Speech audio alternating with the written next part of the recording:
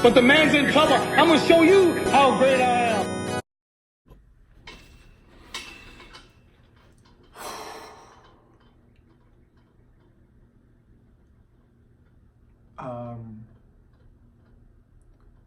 Honestly, these videos are meant for entertainment, but to me,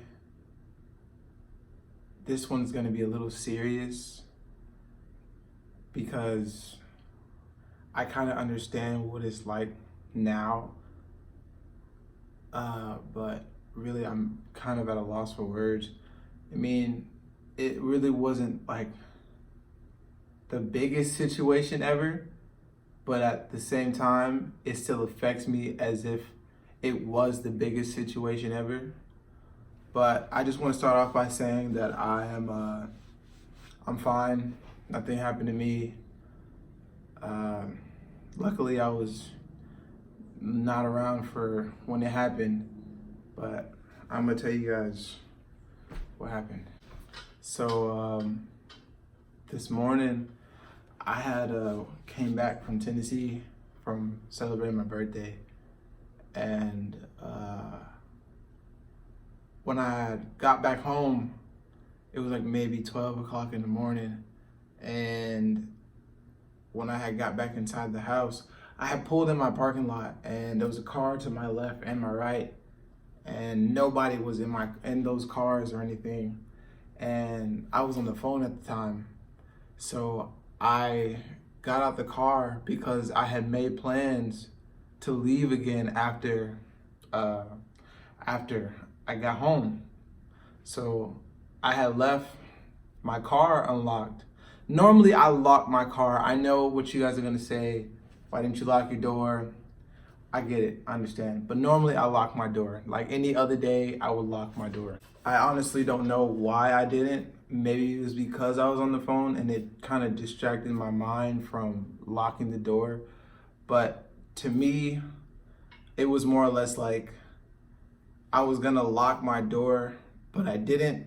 But at the same time, it was like I was literally going inside to change clothes to literally leave out again. Like I had just got done with a 7-hour drive. I had made plans to leave my house again, and I had got out my car, and while I was walking towards my apartment, I had looked over to my left, or my right, my bad, I'm sorry. I looked over to my right and I saw somebody walking my way. He looked a little lost. He didn't look like he belonged there. I don't want to point fingers. I don't want to blame him. But I mean, he was the only one outside. But like I said, I'm not going to blame nobody.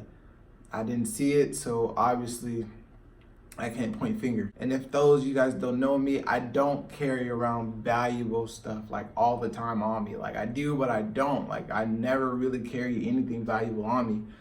For the simple fact, stuff like this could happen just one day out the blue.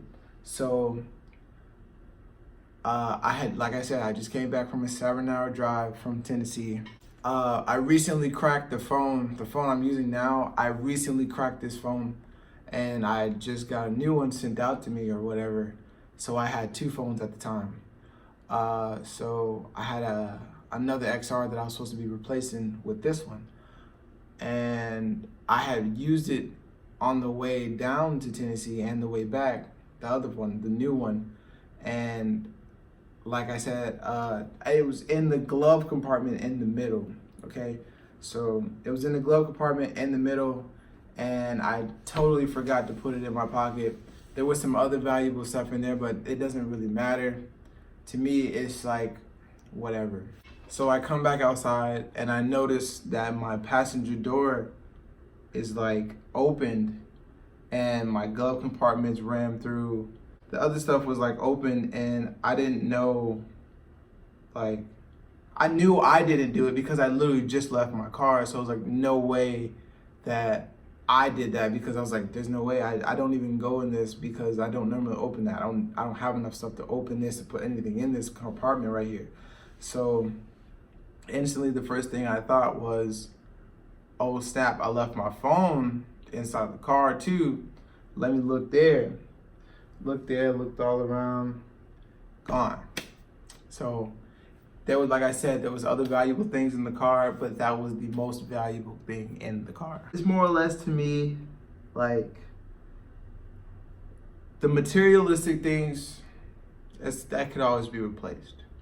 I'm thankful that I still have my life, and I'm thankful that no one stuck me up with a gun, and I'm thank God that I'm still here to make this video for you guys.